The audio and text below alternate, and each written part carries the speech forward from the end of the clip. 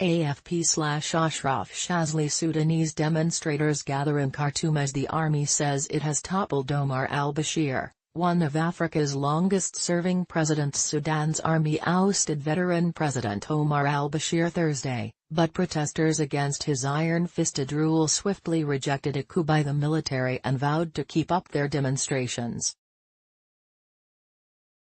In a somber televised address, Defense Minister Awad Ibn announced the toppling of the regime and said Bashir had been detained in a secure place, bringing an end to his three-decade rule. A transitional military council will replace the president for 2 years, he said, adding that the country's borders and airspace would be shut until further notice. But in a warning to protesters, he also imposed a nighttime curfew from 10 p.m., 2000 GMT, to 4 a.m., 0200 GMT.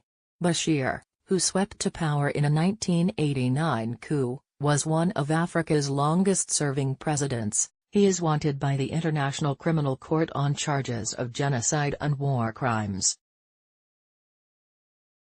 But organizers of the protests, which first erupted in December, rejected the army's move and vowed to keep up their campaign until the whole regime was swept aside. "The people do not want a transitional military council," said Allah Salah, who became an icon of the protest movement after a video of her leading demonstrators' chants outside army headquarters went viral. AFP, Galroma change will not happen with Bashir's entire regime hoodwinking Sudanese civilians through a military coup, she tweeted. "We want a civilian council to head the transition." The Protesters' Alliance for Freedom and Change said the regime had conducted a military coup by bringing back the same faces and the same institutions which our people rose against. It urged people to continue their sit-in in front of army headquarters and across all regions and in the streets. "We are not leaving." Since early Thursday morning, huge crowds of jubilant Sudanese had filled squares across the center of Khartoum as the army promised an important announcement. Chanting "the regime has fallen," they poured into the open ground outside army headquarters, where defiant protesters had braved tear gas and gunfire to keep up an unprecedented sit-in, now in its 6th day. But the festive mood later soured, as protesters chanted, "We don't want Ibn. We are not leaving, we are not leaving. Just fall and that's all," they shouted. AFP, protesters vowed to keep up demonstrations, wanting to sweep the whole of the old Sudanese regime aside. The opposition Sudanese Congress Party called on the military council to dissolve itself and form a joint military and civilian council to run the government for a 4-year transition term.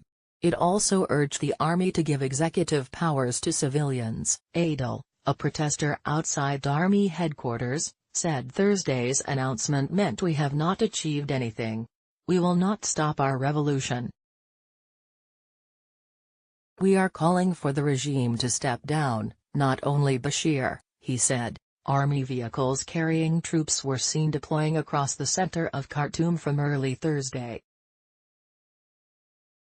AFP/file, ASHRAF SHAZLY Bashir ruled Sudan with an iron fist for 3 decades. Troops raided the offices of the Islamic Movement, the ideological wing of Bashir's ruling National Congress Party, witnesses told AFP. Martial music was played on state television as soldiers ordered the TV to halt its normal programming ahead of Ibn's announcement.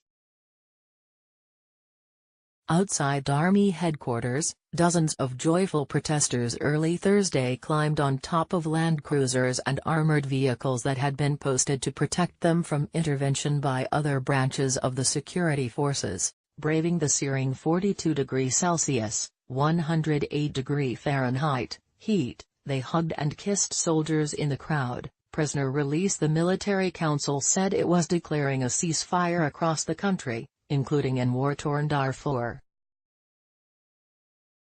Meanwhile, Sudan's feared intelligence service said it was freeing all the country's political prisoners, state media reported.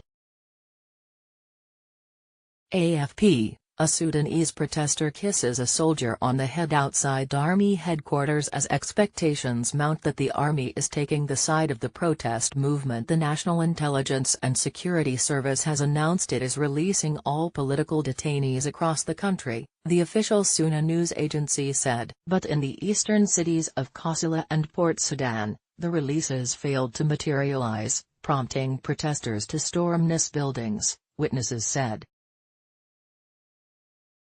That came despite protest organizers urging demonstrators to refrain from attacking government figures or buildings. Demonstrators have spent 5 nights defiantly camped outside the sprawling army headquarters complex in Khartoum, which also houses Bashir's official residence and the defense ministry.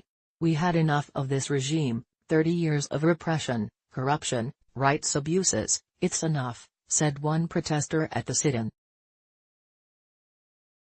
The demonstrators have braved repeated volleys of tear gas from NIS members since they began camping outside the complex on Saturday, protest organizers say.